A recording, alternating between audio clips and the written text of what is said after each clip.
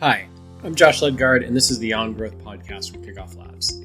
KickoffLabs makes it ridiculously easy to spin up a contest for any B2B or B2C brand. Today's guest is someone who's actually done both. Marcin Kowalik has run contests on KickoffLabs for the insurance industry and a fashion brand. I personally couldn't imagine two more separate audiences to run a contest for, but you'll be amazed how similar the path to success for both contests were. If you like this episode, don't forget to subscribe to the On Growth podcast and give us a 5-star rating. Enjoy the show. I am talking to Marcin Kowalik. I hope I got that right today. Marcin is a marketing and sales consultant who works with SaaS and other startups, primarily in the Polish region. Is that correct? That's correct. Hi. Yeah. Thanks for being here today. It's a pleasure. Yeah. And Marcin used KickoffLabs for a couple of contests, and we're going to get into that. But before we get into how he found KickoffLabs and the type of contests he was using, I'd love to hear a little bit more about your background, whether you came from like a marketing background, an engineering background. How did you get to the point where you are today? Okay. Thank you for having me. It's an honor and it's a pleasure. So, and I'm a fan of your tool. So, basically, I am divided between content marketing and performance marketing, and these two topics were always on my mind. I am coming from a performance marketing agency, and I have some 5 or 6 years of background of driving the marketing activities for hosting company in Poland, which is like the leader of the sector in the region. And as part of my side projects, I'm helping insurance companies and insurance agents in lead generation and in marketing. Yeah, that's basically the background. And I'm as I have told you, I'm divided between content marketing and the desire to the performance marketing. And this led me to the research of gamification tool, which could help me raising leads or newsletter subscribers in a good way, in a non-obstructive way, in a way in which I am giving something to the end user, to the audience, and the audience is giving something back. So that's the way that I have went to find KickoffLabs.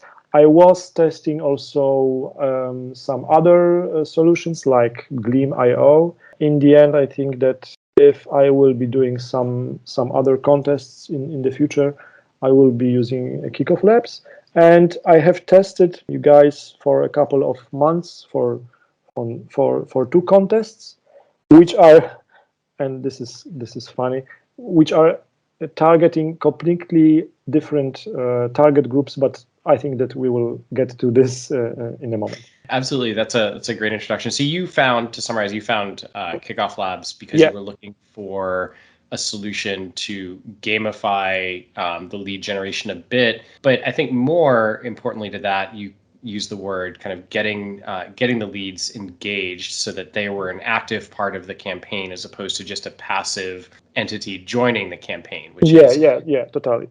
Because I think that some of our listeners can confirm that basically it is not hard to obtain a lead or a newsletter subscriber.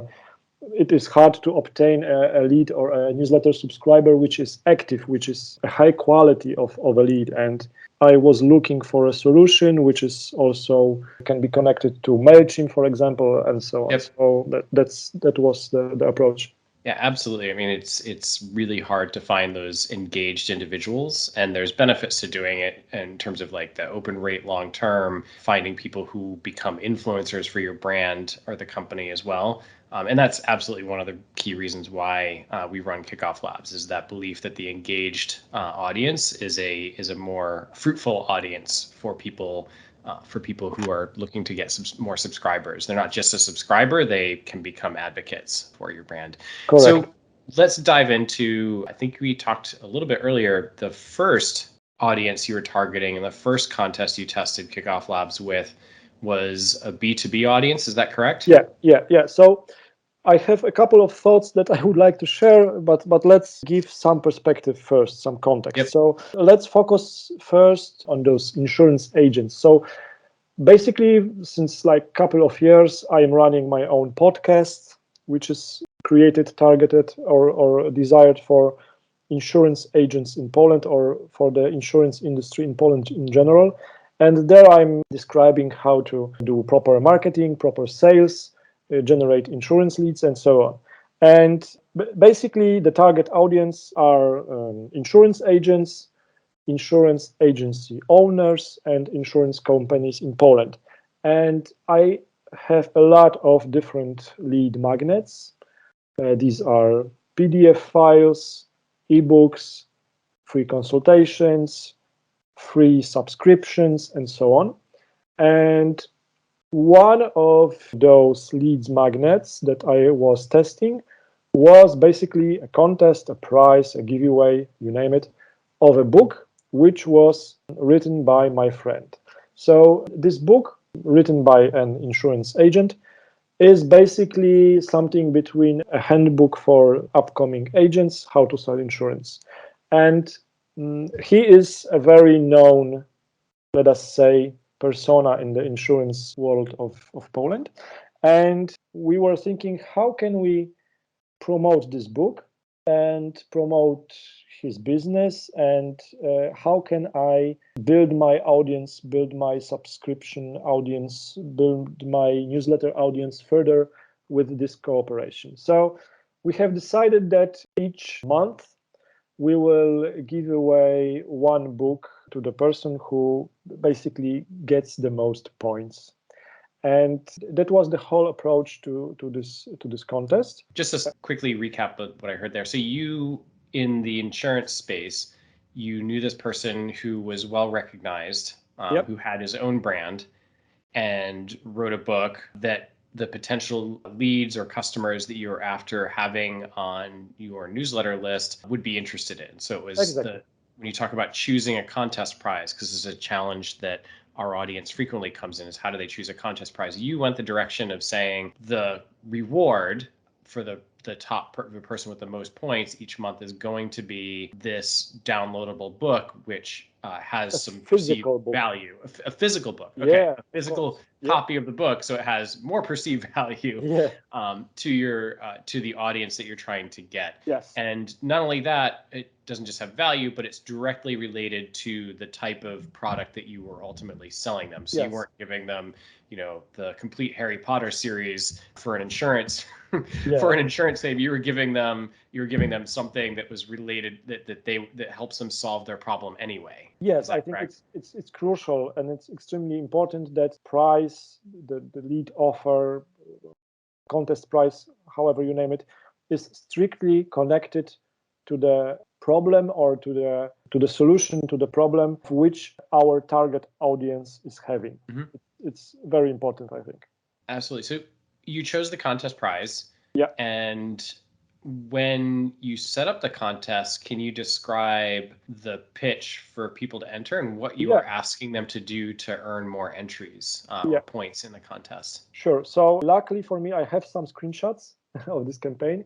And what I'm seeing currently is basically this share message, which is shared by a user when he is like sharing the message about the contest in his social media. So I will describe it for you because it's in Polish and not all of your audience understands Polish yet.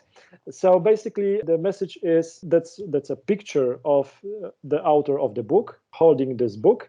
And it's a title, it's a header of, in March, you can get your copy of How to Sell Insurance worth $59 as a gift. Yeah, so that was, I think it was also important that we were naming the value of the prize. Yep.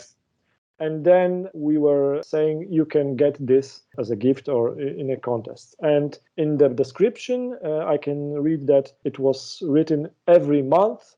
We are giving away as a prize, as a present, one copy of book of Paweł Skotnicki and so on. So we are leveraging the personal brand of the author. We are leveraging the value of the prize. So this was this first contact point, let us say, in which many people have contacted the contest. And then, as I recall, the first and foremost step to be taken is to opt in, or to be specific, double opt in with your email. Because we are very strict with double opt-ins and GDPR topics in Poland and in EU. And I would like to always have a clean database of emails. And then once the user has done the double opt, then the other activities were, let us say, unlocked for him. So when I am thinking about how many points you can get for each action, it was always for me clear that the biggest amount of points I would be giving to a person for successfully referring the contest to another person. So this was like the top of the ladder when it comes to setting up a number of points. Then a bit lower was the basic function of just sharing the contest on your social media. Then, and I have really used all the possible options, then I was rewarding people for basically watching a video. I was rewarding people for liking a post, and parallel, of course, on Facebook, and same goes for Instagram. And yeah, and I think that those people, the insurance agents, they are either using their time and watching topics and content on Facebook or on Instagram. So basically, okay, I have used also the YouTube feature. So you could also get points for watching a YouTube video or for subscribing to the YouTube channel. So first, the email address, double notification, double opt-in with the Mailchimp integration. Then the biggest number of points you could get was for referring the contest to a friend, then for sharing on social media, and then a lot of lower number of points you could get for just liking a content or watching a content. That's the topic of setting the points. What I'm now also seeing is, and this was, I think, very important, on the thank you page, once the person has made this first step of opting in with the email and, of course, double opting in, then there was this thank you page. And I have played with it, and I have basically written on this thank you page, do you want more points? Then do this. And I have used specific call to action buttons. For example, like our fan page to gain 2 points, follow us on Instagram to gain 2 points, and so on. So I was trying to make it as easy as possible for them to get more points, and basically to know that they can get more points. And I have used the thank you page to do this. Absolutely. I think that's something I want to call out as a best practice, because even if the most important thing for you is to get the referrals coming through, it's also important to make sure that in any contest, you've got something for everybody in terms of, I may not have people that I could refer, especially into a more niche audience, like a B2B pitch like you were doing with this contest in the insurance space, but I certainly can learn more information by watching the YouTube video. I could share on my social networks, or I could like a social media post. Like, those are things that anybody could do. And so having those options that anybody could do to earn points is always a best practice. Yeah. What I want to do is I want to thank you for that really detailed description of how the contest was being run and what you were encouraging people to do. But how are you driving people to the contest in the first place? Like, how did people hear about the contest to enter? So I think what is important here is that I have set up a very easy to understand URL, which was redirecting the user to the landing page of the campaign. It was basically my domain / one world, like, for example, marcinkowalik.online/book. Yeah. So this has given me the opportunity to promote the contest on my podcast, which is oriented to the target group, to the insurance agents. And the same was done in many, like 3 or 4 YouTube videos and Facebook videos and stories. And just for you and for the audience to understand, I was not making any special video setup. I just took what I had, and I had my iPhone, and I have just recorded like 2 or 3 minute long videos in which I was holding the book and I was talking how this book can help you in your insurance business. So, and I'm always a fan of using the tools that I have and not like spending a lot of money on expensive equipment. So getting back to the sources of the traffic, the biggest and the best source of the traffic was my newsletter database, 3,000 and plus insurance agents, and with average click rate of like 20%, open rate of 20%, and click-through rate of like 5 or 6%. You can imagine how big the traffic was. So the newsletter database first, then the podcast, and then the videos on Facebook and on YouTube. And what is very interesting is that my personal profile on Facebook was also a huge source of very good traffic to the contest. And it is probably connected to the fact that I have a lot of contacts on my personal profile from people that are from the insurance agency industry. And I have tested some paid campaigns, but I don't think that they were playing a much big role in this contest. So now let's talk. We talked about the source of people. We talked about what they were doing during the contest. Yeah. How would you describe the results of this first contest for you? First, the biggest win for, let us say, my business or for my, I should say, community. Yeah, because I have told you that I have a newsletter database, a podcast, also a group on Facebook.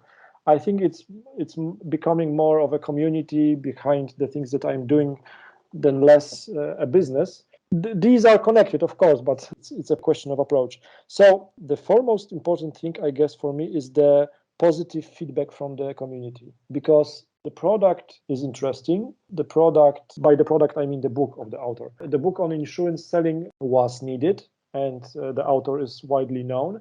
And the people from my community have welcomed the idea of winning this prize very good. So they were basically happy that I am providing this contest for them. That was, I think it could be something silly, but in the end, this was the biggest win of the all. And then I have gathered, I think, more than 170 email addresses alone from this action. And they are still with me because I'm controlling this and I'm monitoring this. So basically, I have added a tag in MailChimp to the users that came from this contest. And I can see that they are still following me, that they are still subscribed, and they are still responding to my content. And this is the answer to the question if I have or did I have reached the correct audience. So yes, I did. The product, the price was optimized for the target group. In the end, because you could buy the book, because we have told about the price, and this contest has also driven sales of this product, of this book, but this was not the target. This was not our goal. Basically, my goal was to be more closer to my community, to give something to them, and to gain more newsletter subscribers. And I'm happy with the result. If I could do something better, then I think I should give more time and optimize the campaign more, because what is a very good point of optimization in KickoffLabs is that you can really see the impact of each email for each reward level that has been sent on the activity of the user. So basically, I was really watching which email for which reward level is performing better. And I was optimizing those emails on the basis of those results. And you can really get more results when you are really like playing with the tool and optimizing it and looking for the leverage. So you were looking at what you'd set up a series of reward level emails, which for context are emails that go out to people that are engaged in the contest when they achieve certain point levels. So you could have a reward level email go out as soon as somebody took their first action by getting any more than the base level of points. You could have it go out at 10, 20, 30, just any number. And you set up a series of those emails to go out at these points where people were joining, and you were looking to see which emails were getting some good engagement. So let's shift gears. So this is a great description of the contest for a B2B contest. Yep. It sounds like from our conversation, you also ran a B2C contest. Can you Yes. describe the business that was for and talk about the differences between the two? Because these are, we get this question all the time, like what's difference between the B2B and B2C audience? And so I'd love to hear your explanation there. Yeah, Josh. So basically my approach is in marketing, you should test all the time, all of the things. So in order for me to get some knowledge about how to promote an apparel brand, a fashion brand, and also for other reasons, I have started my own apparel brand. And basically you can order a sweatshirt with any marking on it, with any sign on it. So for example, if you're a patriot and you are living in Poland, you can order a sweatshirt with the sign Poland on it, and so on. So what I was eager to test is how KickoffLabs would be working on an apparel brand, on a clothing brand. So basically I have done this, that I have said, and I have promoted this contest to the followers of my brand on Instagram, on Facebook, and so on. And the basic message was every, I think, week we will give away one piece of our clothing with your signage and with your name of your city or of your district or your country, whatever you wish. So it's a highly personalized item. And you can get it one of a kind, for example. Yeah? And we will give every week one of this item and it's worth of like 300 zloty. So I guess it's like $75 for the person which has the most points. So like the almost the same approach as with the B2B. However, there are some differences. The target audience of this apparel brand is basically a woman 35-45 of age, which cares for her own and does fitness and likes to have a good look and so on. So basically the target group was different, and also the most important, let us say, contact points of this target group were completely different, because this target group, I guess I can say it, they were completely ignoring the email communication. Of course, the first reward was made after double opting in with MailChimp. However, the email communication was ignored and was not so appreciated as it was for Instagram communication. So with this in mind, I have totally changed the approach versus the B2B contest, and you should double opt in, you should enter with your email, but the biggest number of points you could get was basically for doing activities connected to Instagram with visual graphic content and with Facebook. So here the leverage was with the usage of social media mechanisms connected to the Instagram platform and with Facebook. So for each like or for each share of the contest, I was giving a lot of points, and I have seen that the contest was appreciated. I have seen referrals and so on, but with this target group, I had some topic of fraud prevention, and I had to check up at least 2 or 3 potential contest winners before I was choosing a winner. So just to have this thought in a nutshell, the B2C contest is more dangerous when it comes to potential frauds and cheaters, let us say. And when it comes to B2B contests, I have not seen this problem. Well, probably because the B2B guys are like more professional, serious, and so on. But then on the other hand, we were talking about a B2C price of a higher value, perceived value, and $75 versus $15. Maybe that was the source of more fraudulent behavior, let us say. I think you also had a more generally desirable, like not that the book isn't desirable, it's desirable in your audience, but the shirt, from the description of it, sounds like, something like I could imagine like this similar thing in the States, people saying like having a shirt that says Seattle or Washington, and that would have an appeal to a broader audience, but then you get that broader audience attempting to Yeah. attempting to win it, to get it, and you when you have something of value, there's always going to be some amount of fraud of people going after it. Yeah, sure. How would you describe the results of the B2C contest? Actually, sorry, before we get to the results, did you promote it in the same way with yourself and doing videos and a newsletter? Like how did you No. promote the B2C contest more?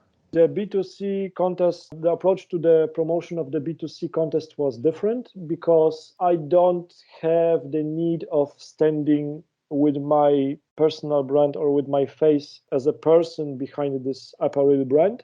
What has worked very well when it comes to this apparel B2C brand contest was basically a research done on social media groups. I'm sure that you can find those also in English for the American market or for English speaking market.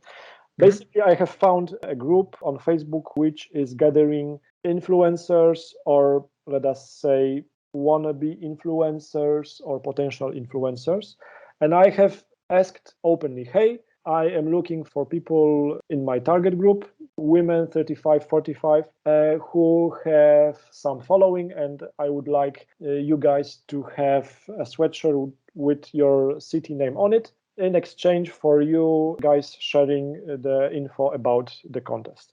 And this has worked very well. So without spending a dime, like paying the influencers, just by offering them merch, personalized merch for them, but still merch, I could drive really good traffic. And by good traffic, I mean not traffic which is buying the product. Mm-hmm. By traffic for this marketing action, I am talking about good traffic which is converting to contest entries. So how did you go about, because people have this question, and that's a really popular strategy for marketing a B2C contest, is to work with a series of influencers. Did you find the influencers through the Facebook groups that you mentioned earlier, or through the online communities? Is that how you found these potential influencers to reach out to? Yes. And how Exactly. did you know they were, I'm going to drill in here for a second. So how did you know that they would be influential to the audience? First, the issue was, are they really fitting the target group? So if it was like an 18-year-old girl, it was not a good fit. If it was like 35 stay-at-home mom, she was a good fit. But like, because the closer the influencer is to your target group, the better. Then Yep. if she has some following, it's better. I was not targeting like those 5-star, very known celebrities. Yep. No, I was like targeting mid-level influencers and as I have told you, wannabe influencers. And here I should make a disclaimer. Once again, I was targeting potential influencer brand ambassadors for the contest. Already I have made some lessons learned, and I already know that the optimal approach is to find brand ambassadors that also do fit your target audience, which have a bigger following. But when I was starting back in the days, just to get decent traffic for the contest, just to build brand awareness, you could easily start with those kinds of like wannabe ambassadors. It's not a polite word. I would gay in like a topic of potential influencers. And so you just had a really simple approach. Like once you identified them, you kind of verified they fit Yeah, the target audience you were going after, and you just would reach out to them and say, "Hey, if I offered you this personalized shirt, would you be willing to promote the exactly. contest to your audience?" Yeah, rinse and repeat. One influencer, 1 week, and 1 week was one campaign, one contest, and then you get a pretty good feeling who is working well and who is working not well, and who is driving traffic and who is not. And if I were 100% full-time apparel company, I would be focusing on this, and then remarket, and then a paid campaign to the lookalikes and so on. But Yep. it's a completely different topic for another session, I guess. Yep. So how would you describe, go back to the question I started to ask, which was Yeah. how would you describe the success of this campaign in your words? The success of this B2C apparel clothing merch campaign, I would describe as 300 newsletter subscribers. And again, they are not so eager to subscribe, and this target group is not like very newsletter friendly. More than 300 followers on Instagram, which are still with me and which are still active, and they are commenting. I got some sales of the product. So basically the contest has made money for itself. And I think that I have reached people I would not be able to reach without the contest. You should think about this in this way. Each winner every week of the contest is a potential future content for your Instagram feed. Because when you think about it, the person receives free merch as a contest winner. They are an active Instagram user. So it's like you just have to ask them, hey, can I kindly ask you just to do one photo in our merch of yourself and just sending it to us, and we will post this on our feed. And 99% of them do reply, okay, no problem, you will have it tomorrow. You could build a perpetuum mobile, if you know the meaning, like this endless machine of content creation based on contest winners. And I think especially when it comes to apparel brands and B2C brands and brands which find themselves very well on Instagram, I think this user-generated content is vital. So if I had more time, I would be doing this all over and like rinse and repeat. Absolutely. So to go a little bit full circle, so using KickoffLabs for these contests, how was it simple to set up for you? Was it easy to get the contest up and running? Yeah, sure. I think that once I had an idea of a landing page which is simple but still is like delivering the goals. And the first goal is always just to have email of the person and to have the person just register for the contest. Then I was off and away. So that was pretty simple. So now we've talked about both of the types of contests, the differences in marketing to each of the different contest audiences. What advice that we haven't talked about would you give to someone considering running one of these two types of contests? It could be either one, it could be both, just sort of general advice. But somebody's thinking about running this type of engagement contest campaign. What advice would you give them? Before you start the contest, understand your target audience as best as you can. It's like a buying persona. You just have to have some image, some idea of the buying persona. Give value as much as you can and over deliver if you can. Think about your audience in the long term, I guess. Just do not focus on monetizing them today or tomorrow. This example of user-generated content, I guess, is the best example. So give value, and then the sales will also appear in some time. Oh, that's great advice. Anything else? Anything else you want to tell our audience? How can people get in touch with you if they've got questions or want to reach out, right, or they want your help in growing their brand? Yeah. So last thought: don't be afraid of testing. It's like you can find awesome leverages and awesome techniques if you like. Leave your trenches and test a lot of stuff, and that's how I came to KickoffLabs, and I have grown my audience.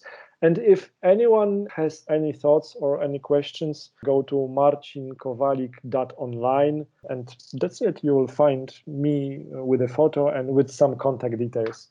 I want to thank you for being on today. I think this was an excellent, very detailed description of two very different audiences and two very different contests to run with, but you can see the similarities in the approach between having to understand the audience, thinking about what you need to deliver to them, over delivering, so you didn't just give away one book, one shirt, you're giving away multiple things, and thinking about long term where you want your audience to be. Is it part of this community? Is it connected with you on Instagram? And then just, we didn't even talk about, but some of the stuff you did for testing, you were testing the reward level emails. We didn't get into, you were A/B testing the contest pages, where I can see you must have been testing some large differences, because you could see one was doing really well, the other one wasn't. Exactly. And so you were just always looking for opportunities to optimize the campaign that you were doing. And I'm sure if you were running future campaigns for both of these things, you then have a baseline, a starting point to go from of knowing what worked, and then let's try some radical changes against those things to see if you can beat the previous results. Exactly. It was a pleasure. So I hope that you guys, the listeners, have some value. Absolutely, this was great, and when this is ready, we'll send it out, and people can look at the page in the show notes here for some of the images from the campaign, some of the results that we'll share directly. And whether or not you speak Polish, I can tell you, like looking at some of the stuff, I understood what you're getting at in terms of the personal brand. So go ahead and look at the images and see how it relates to your business. But thank you very much. Thank you, Josh.